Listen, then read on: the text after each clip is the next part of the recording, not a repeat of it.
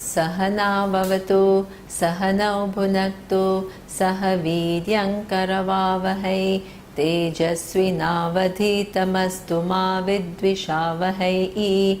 Om Shanti Shanti Shanti.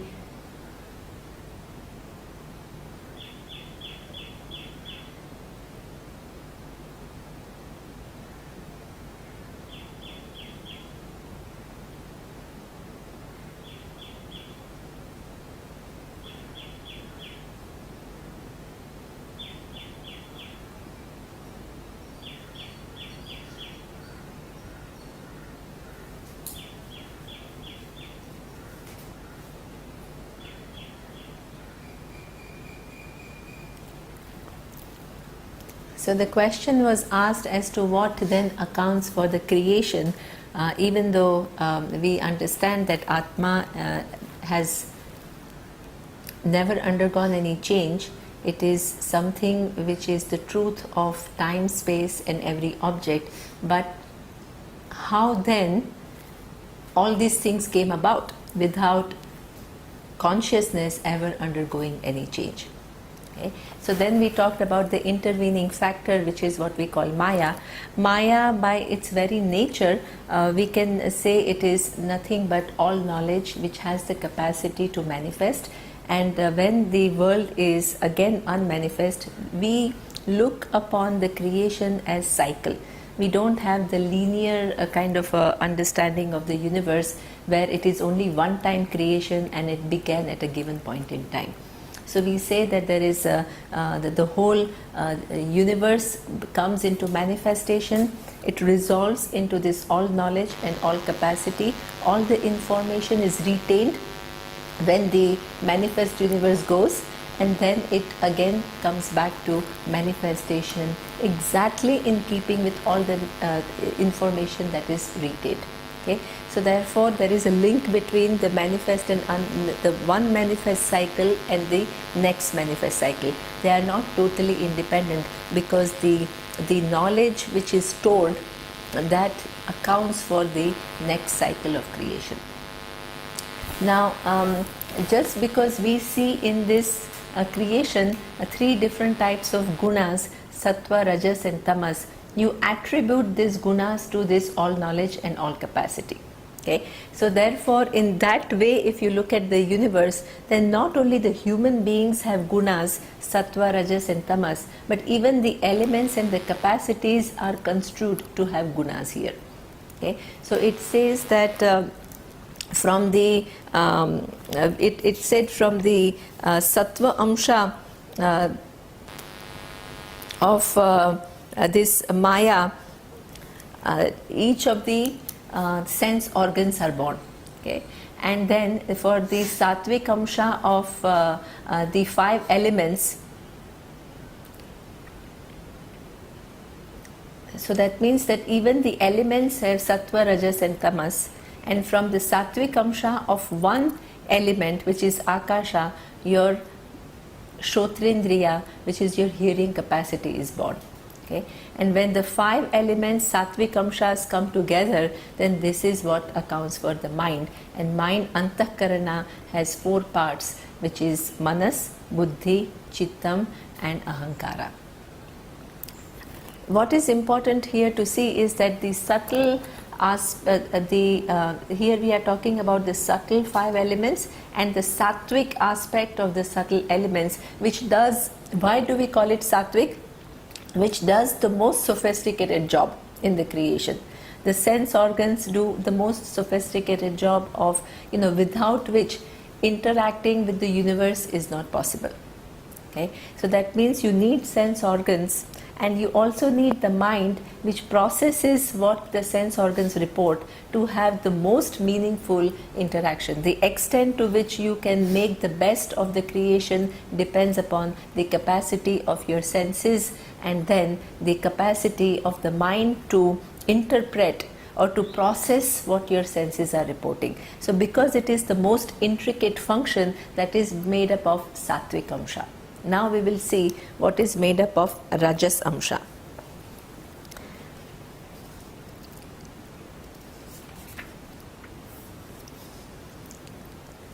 etesham panchatattvanam madhya akashasya rajas amshat vag indriya sambhutam.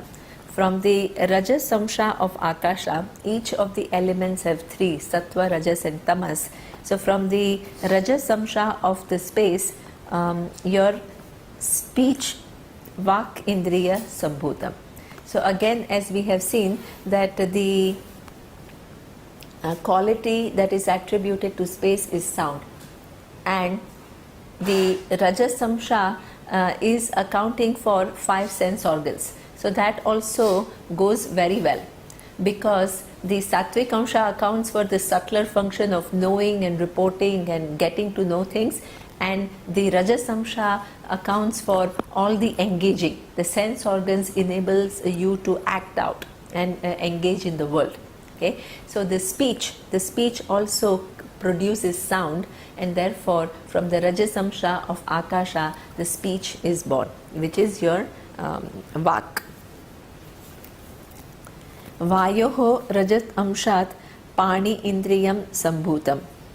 From the rajas amsha of air, you have the hands. So air is something which is able to move, and the hands are also able to move and to grasp things, which makes it possible for you to engage in the world. So therefore the rajas amsha of vayu is making your sense organ of what we call the hands. Vandhehe rajat amshat pade indriya sambhutam.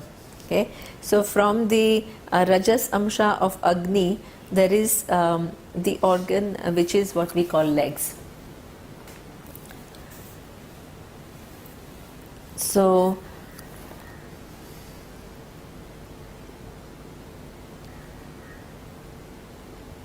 the feet are something where you are able to, just as the hands are able to grasp, you need the feet to actually move around and to accomplish things. So the rajas amsha of agni is producing what we call this organ leg.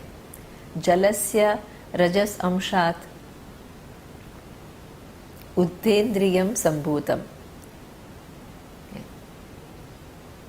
So from the rajas aspect of water, the organ of evacuation is born. So that is easy to see the connection, because the water is the one which is able to digest the food, and it also is able to facilitate the process of elimination. So this is why the rajas amsha of water is bringing this organ of evacuation. Prithivyaha rajas amshat upasthe indriya sambhutam. From the rajas amsha of the earth, the genitals are born, because then there is a possibility of procreation and prolonging the life on earth.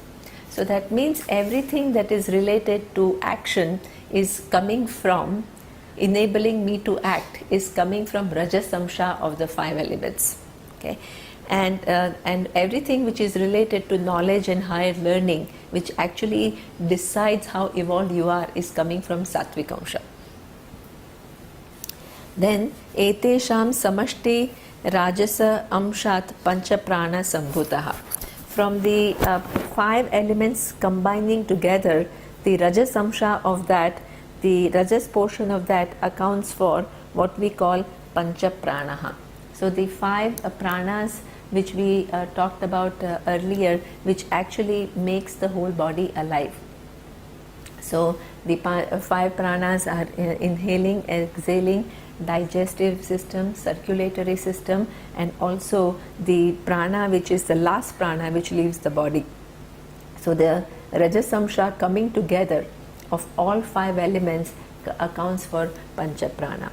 So here we have to see that here the sense organs and organs of action, this is all at a subtle level, and all the 5 elements that are involved are at subtle level. Okay? Then how does the physical body come? As I have said, that the organ of action, when I talk about the hand, it is not the physical hand that we are talking about. It is that subtle aspect which enables my hand to move, because a paralytic hand can stop moving. Okay? So that capacity is something which I cannot see through my senses, and therefore I call it subtle.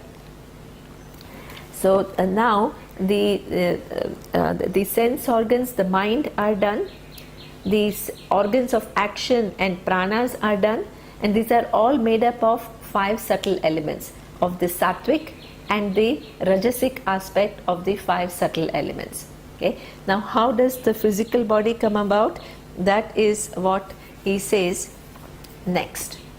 It says, etesham panchatattvanam tamasa amshat panchikruta pancha tattvani bhavanti. Okay? So from the tamas amsha of these 5 elements, what happens is that they go through this whole process of panchikaranam.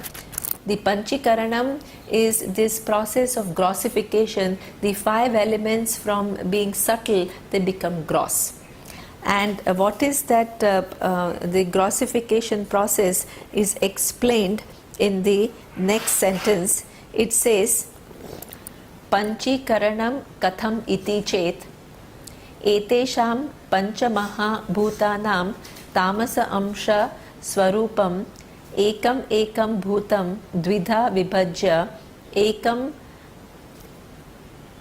ardha pruthak tushnim vyavasthapya apara parma dharma chaturdha vibhajya swardha bhinneshu anyeshu svabhag chatushtaya sanyojanam panchikaranam bhavati.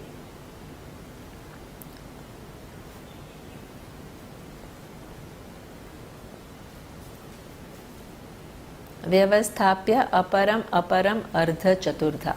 Okay, so what is said is that now these are only the sattvic and rajasic amsha of the 5 elements are already utilized. So now we are talking about the subtle 5 elements and the tamas of the subtle 5 elements. They combine together and undergo the process of grossification. And grossification is said to be that each element is the tamas amsha of akasha is divided in half, and the half is akasha, and the other half is divided equally among the other 4 elements. So you will have in that the what we call gross akasha, you will have, which is made up of tamas element. Okay? You will have half akasha, you will have 1/8 agni, you will have 1/8 vayu, 1/8 prithvi, and 1/8 water. So this is what we call the gross akasha.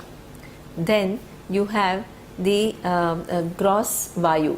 So there the vayu will be half, the tamas amsha of vayu will be half, then the other half is the other 4, 1/8.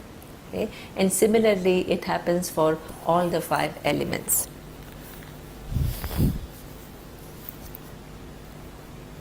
It happens for all 5 elements.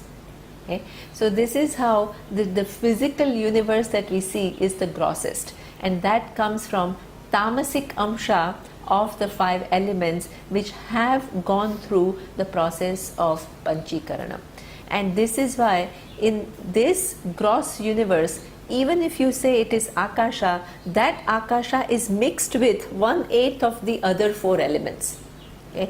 And when you talk about vayu, the vayu is mixed with the other 4 elements, 1/8 of the other 4 elements. So therefore things are not pure.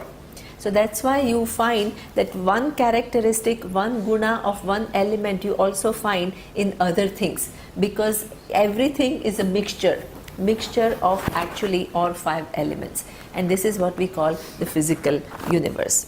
So from this physical universe comes, from this physical 5 elements comes what? He explains, etebhyaha panchikruta panchamahabhutebhyah sthula shariram bhavati. What comes from these grossified 5 elements is the physical body. So physical body is coming from the tamas amsha of the 5 elements which are grossified. Okay?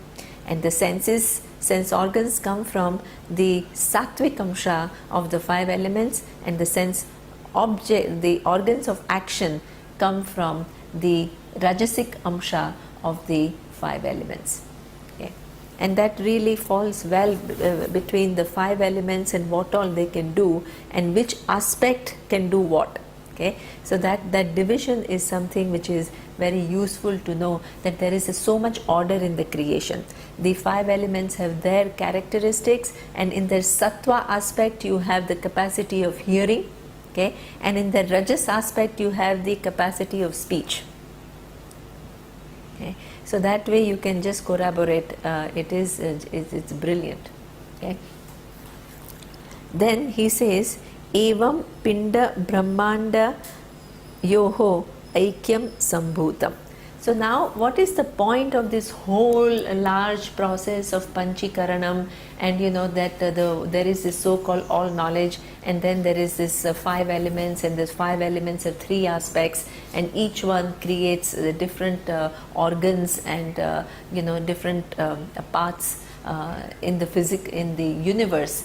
What is actually the point in all this? That is explained in the next line, which it says, evam pinda brahmanda yoho aikyam sambhutam.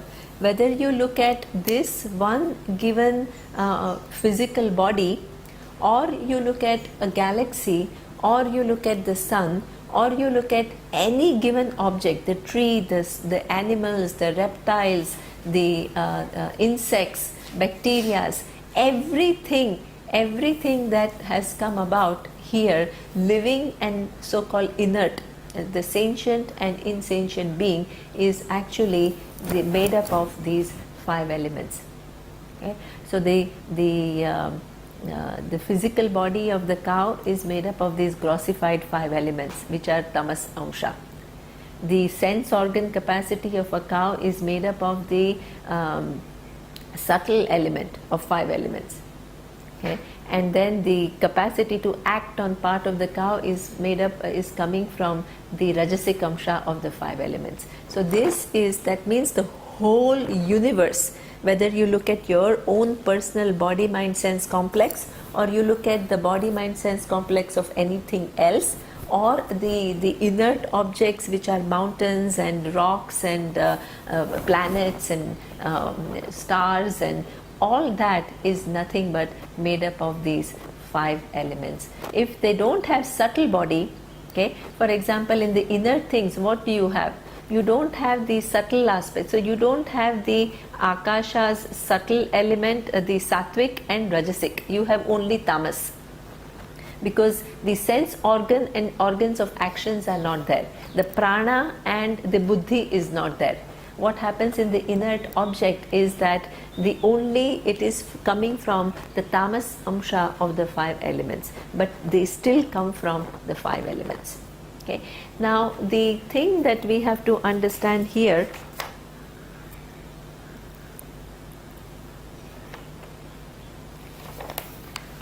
what now, that is true that the whole universe now can be said to be coming from these 5 elements. Then what is the point then? How does it then connect to the Atma? So that is explained here in the next verse. Sthula sharira abhimani jivanamakam brahma pratibimbam bhavati sa eva jivaha prakrutya swasmat ishwaram bhinnatvena janati. What is interesting is that this is the creation. What is the reality? That everything is actually nothing but Brahman, the Atma, okay? Which is Satyam, Jnanam, Anantam, from which all these 5 elements came about. How did these 5 elements come about? There is an intervening factor called all knowledge. From there, these 5 elements as though came about. Then the 5 elements, the different aspects of 5 elements came together and produced physical bodies of different beings, sense organs of different beings, organs of actions of different beings, and every inert object that exists in the universe. Okay? Now, what happens is, in that all knowledge and all capacity, there is not only the capacity to project in form of this whole vast universe using only some 5 basic elements and doing the permutation and combination of these 5 elements, okay, but there is this whole capacity to hide, veil what is the nature of reality. If everybody is born knowing that I am that Brahman, Satyam, Gnanam, Anantam, from which all these 5 elements have come, and 5 elements have combined together to make my body, to make my sense organs, to make my organs of action, my mind, my prana, everything has come from there, and everything has its being in this one reality, then there is no problem. All of us would be enlightened beings. Nobody would have any confusion. Nobody would take oneself to be one tiny individual and struggle to achieve things in life for one's fulfillment. Okay, so therefore, along with this, even though Atma is Brahman, what happens is that in this projection, the consciousness is placed in a way that it becomes Sthula Sharira Abhimani. That even though consciousness is all pervasive, okay, consciousness being as though located in a given physical body, mind, sense complex, it starts taking the I as nothing but the characteristics of the physical body or the subtle body itself. Okay, and that what we call that which is actually Brahman, that the consciousness which is actually limitless, okay, due to non-recognition of its own nature, begins to identify with the physical body, and that physical subtle and the causal body, and that entity, there is almost like a consciousness which is the entity, okay, and that is what we call Jiva. Jiva is the individual. That Jiva individual is something which is experiencing the world right now. Once this physical body is fallen, then other karmas which are in one's account will bring about a different physical and subtle body, and that way the Jiva will continue to experience the world in many different lifetimes through cycles of creation. What is the beginning of Jiva?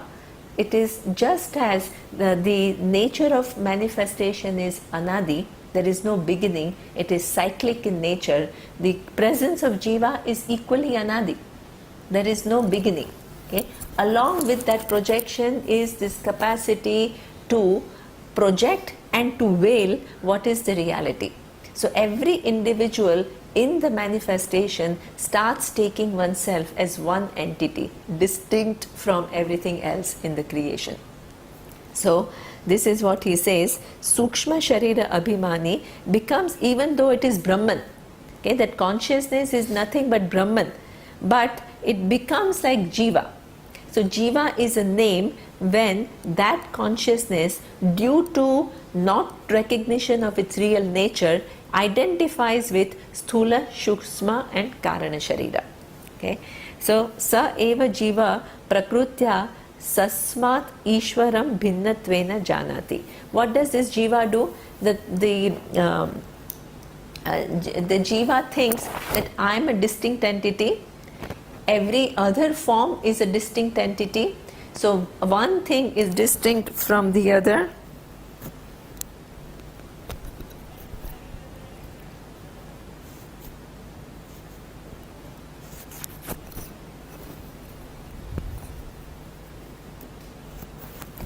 It was hurting me. So one thing is distinct from the other. The cause of the universe is distinct from me. Some of them think that there is no cause at all, the whole world is nothing but just a result of some kind of an evolution. Okay, so some people think that there is a cause, but that cause is distinct from me. I am subject to all the ruling of that big cause.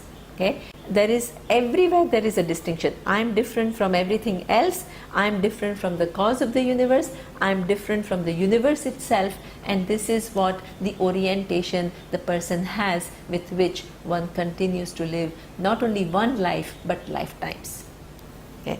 So this he says, Saha eva jiva prakrutyat sasmat ishwaram bhinnatvena janati. Avidya upadi san atma jivaha iti uchyate. So what is this jiva? Jiva, as we have seen, is nothing but consciousness. Okay? But that consciousness, due to the ignorance which is part of that Sarvagnya Sarva Shakti, which is part of the capacity of Maya. Maya has twofold capacities: capacity to project and capacity to veil the nature of things. So due to that, that which is a capacity in terms of Maya becomes avidya, ignorance with reference to a given entity in the creation. Okay, so therefore due to the ignorance, that is what he says, avidya upadhi san atma jivaha uchyate. It is Brahman with it is satyam gnanam anantam brahma, existence, consciousness which is limitless.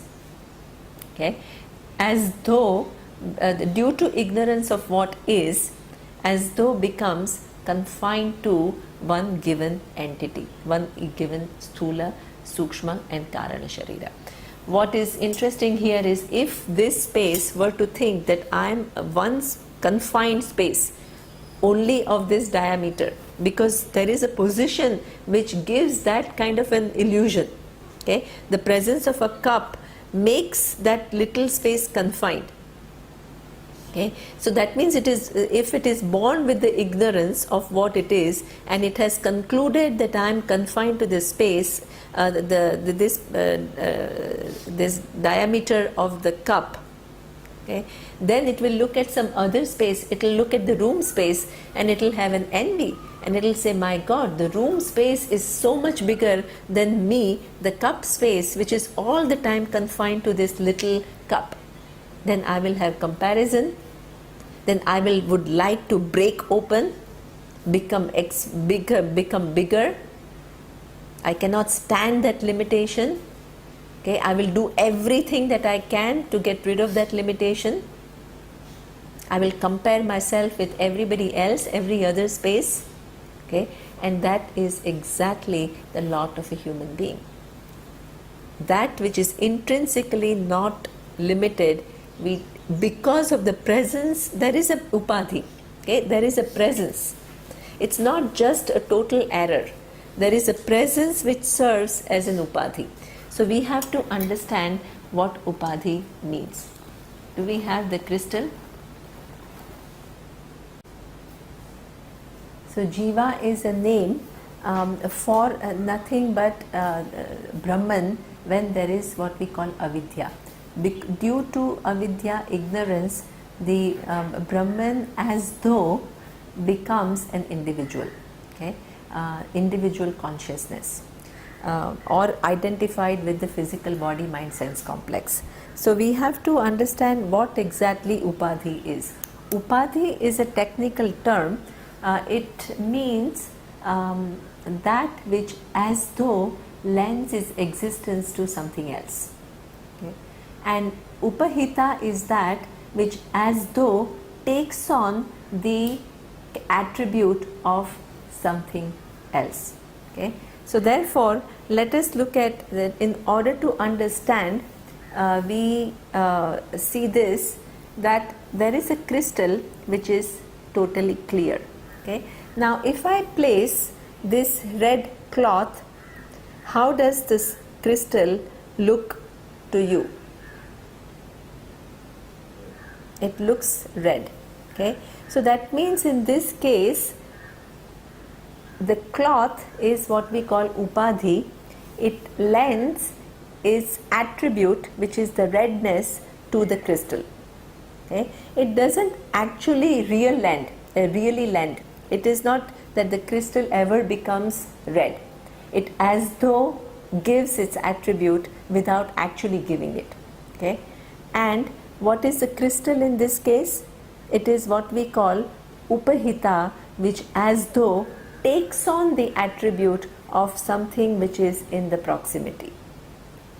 Okay? So that means the crystal is upahita because it as though becomes red, and the cloth is the upadhi because it lends its redness to crystal. Okay? So this is what we say upadhi and upahita. Upadhi is that which lends its attribute to something else, and upahita is as though takes on the attribute of something else. Okay?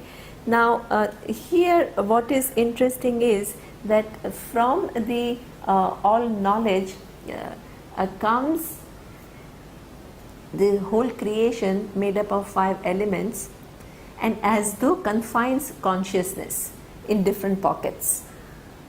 Okay? And as though lends its attribute to consciousness where consciousness is not seen at all as it is. Okay? And the consciousness is seen as having the characteristic of the I. The I is seen as having the characteristics of the physical body, the subtle body, or the causal body. Okay? So that means that there is not only the projection, but that projection has the as though capacity to lend its attribute to consciousness, through which consciousness seems like that.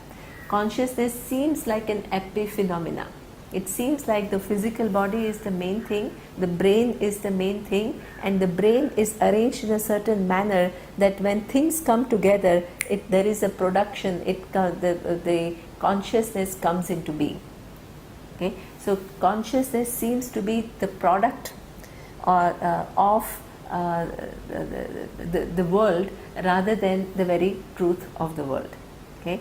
So this is what we say, that it kind of totally hides, because what happens is that when you ask who you are, you don't even say that your consciousness which is confined to the physical body mind sense complex, you don't even have that much understanding. Okay? You think you are as good as the physical body, the mind and the senses. One thing is to say I am consciousness which is within, like I am the space which is within the cup. Okay? I am the consciousness which is abiding in the physical body mind sense complex. The other thing is to say I am the physical body, I am the mind, I am as good as the capacity of my senses. Okay? So therefore this so-called avidya actually becomes an upadhi. It as though hides the nature of consciousness totally from my understanding, and it lends its own attribute to consciousness, which is its own attribute is what? Avidya. Due to avidya there is an identification with the physical body, subtle body and the causal body. So that becomes the upadhi. Okay? So avidya, which then subsequently leads to identification with given bodies. Okay? So this is what we say, that jiva is avidya upadhi becomes a jiva, which leads to identification. It's almost simultaneous. It's not that when first there is avidya and then there is because in the maya itself are all these 3 bodies and there is avidya. So the identification is almost simultaneous. Okay? Then what it says is Maya upadhi san atma ishvaraha uchyate. Now the so-called the status of all knowledge, okay, and all capacity, that also is what is said is an upadhi to atma. It's a different upadhi. Different upadhi in the sense that consciousness is exactly what it is. It has never undergone any change. It is never having any attributes, no characteristics. There is no, the status of cause of creation is also not there in consciousness, but there is this upadhi, which is what we call all knowledge and all power. Okay, so that is Maya. So that Maya is the one which again hides the nature of consciousness totally. You look at the world and you begin to see what is the cause of the universe, and when somebody explains to you that all that is here is that all knowledge which manifests in every different form, and therefore any time you begin to look into any given form, you will find the presence of all knowledge which makes every subatomic particle organized in a given way, that given form, which is very intelligently put together to perform a given function, which acts in symbiosis with everything else in the universe to make the whole universe actually work in an orderly fashion. Okay? So there is this presence of this all knowledge. So that all knowledge is also an upadhi. It is like the consciousness is totally free from the status of all knowledge. Okay? But what happens is that all knowledge as though lends its attribute to consciousness, where you don't see consciousness, you see it through the presence of all knowledge.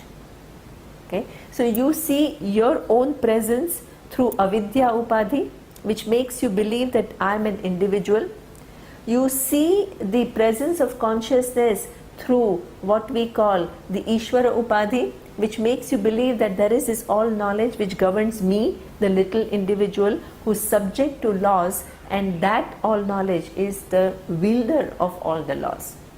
Okay? So all that is here is consciousness, but it appears in two fashions.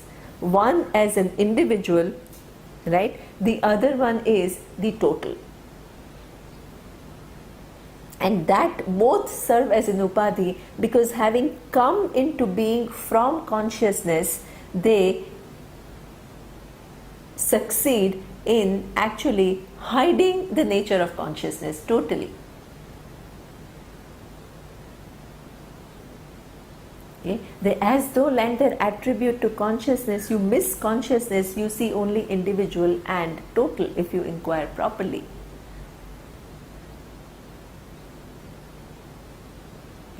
And consciousness is what? Upahita. Upahita means it as though takes on the attribute of individual and the total,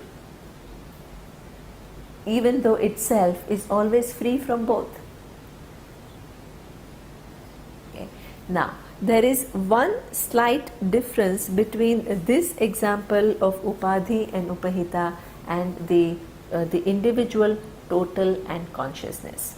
Okay. In this case, the crystal and the cloth enjoy the same order of reality. Okay. So the cloth as though lends its redness to the crystal, and the crystal as though takes on the redness of the cloth, but they both have the same order of reality. When we talk about the individual and consciousness, okay, avidya, upadhi and consciousness, are they both enjoying the same order of reality? No, because from the consciousness, which is what we call Brahman, is all knowledge and all capacity.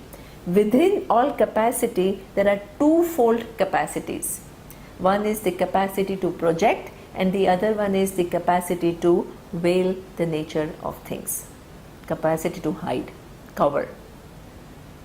Okay. So therefore, that all knowledge and all capacity is not two. It's not one thing is consciousness, the other one is all knowledge and all capacity. From consciousness, there is what we call the relationship between consciousness and that all knowledge and all capacity, which is what we call Maya. The order of reality is what we call Satyam and Mithya. One is independently existing, the other one depends upon consciousness for its existence. They are not two mutually exclusive independent realities. Okay, so that means what? From the consciousness, this all knowledge, as though having come, it hides the very nature of consciousness.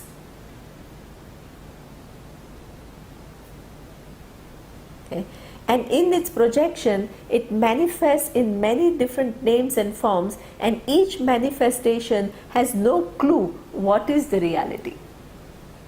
And it also sees the consciousness as this individual within that creation, which is then identified due to ignorance with a given body mind sense complex. So that as long as that ignorance remains, that there is no respite from cycle of birth and death. Okay? And this is what we call the one who experiences the world in many different bodies and in many different forms is what we call jiva.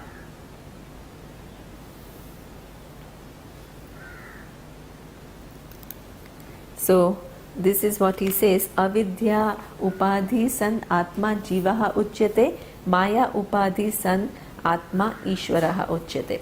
In order to assimilate this example, we can actually look at the wave, ocean and water. Okay? From water comes the ocean. From water comes the wave.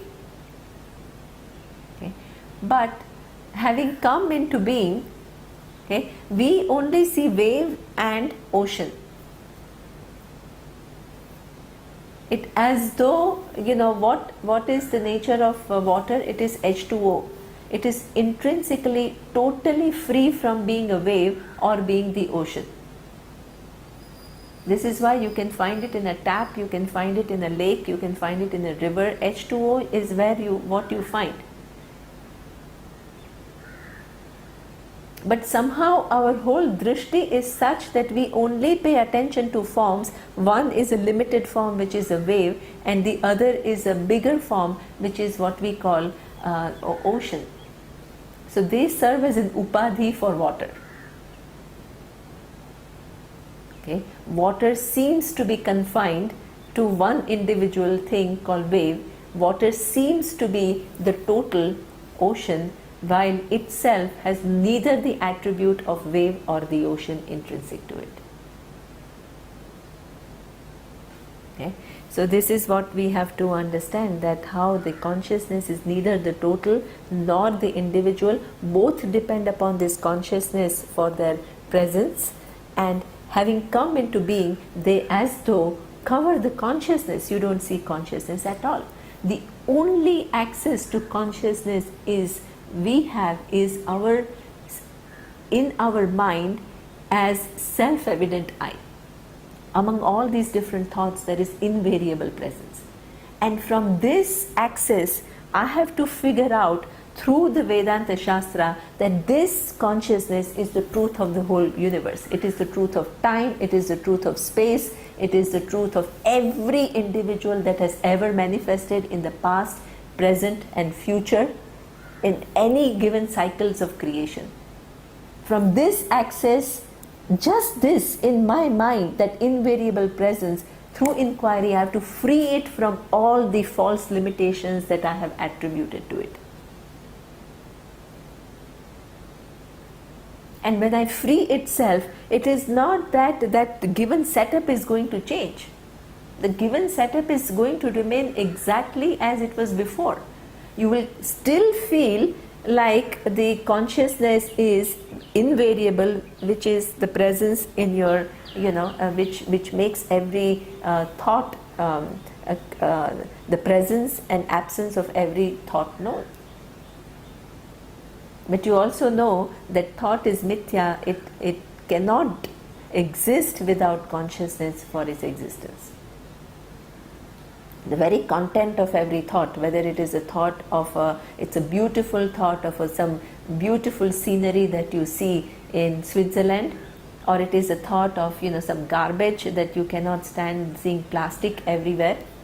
Okay? Every thought has its content as consciousness, and consciousness is never affected by any thought. So that is, and whether it is the mind of a criminal or a mind of a serial killer or a mind of a saint, in everything, no mind can exist without consciousness, and consciousness is never affected. And it's not many, it's only one, attributeless consciousness. Like space, being the very cause of space, it pervades space. Okay?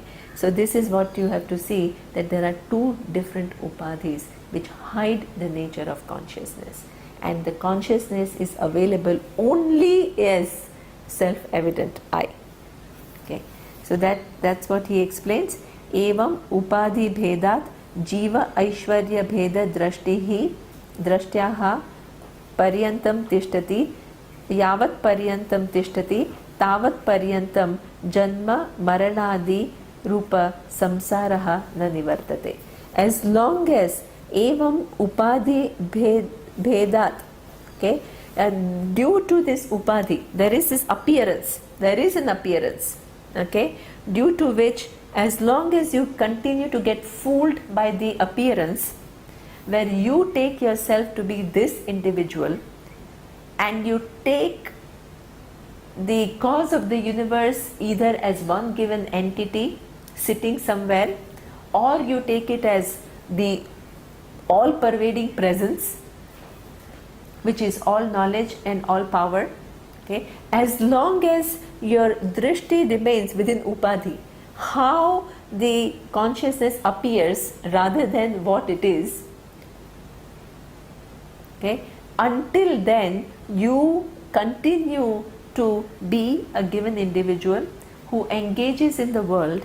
Okay, I have first the ignorance about who I am, then I want to that I superimpose all kinds of limitations and lack and want, sense of want on that I. Then I cannot stand it, I have to get rid of it, and then I engage in the world through my pursuits of artha, dharma and kama to get rid of that limitation. I perform actions, the results of the actions accrue to me. The results are twofold, seen and unseen. The unseen results again continue to stay in my account, and it can give me different births at any given, go on giving me different births through cycles of creation.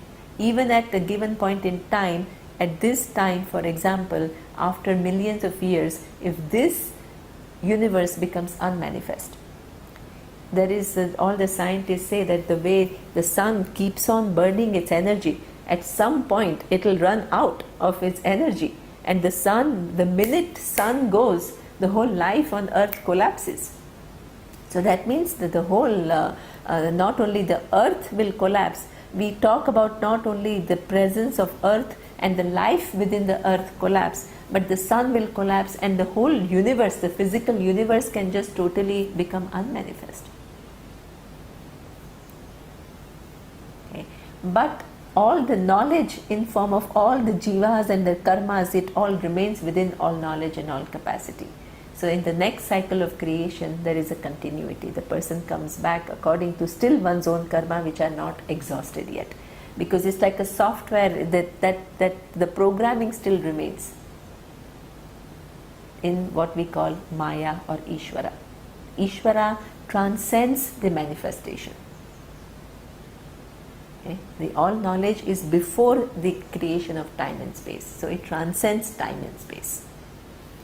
So this is where he says, until this one is fooled by this appearance of upadhi, of individual and total difference, until then janma, birth, marana, death, etc.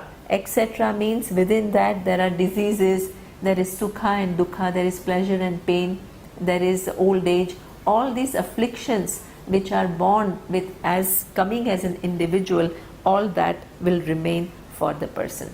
So what is the point here? That one should not be fooled by the upadhi, the appearance, but see the presence of consciousness, which is the truth of both the individual and the total. Okay. So this is what it says. The next we will see in the next class. Om Purnamadav Purnamidam Purnat Purnamudachyate Purnasya Purnamadaya Purnamevavashishyate. Om Shanti Shanti Shanti. Om Shri Gurubhyo Namaha. Harihi Om.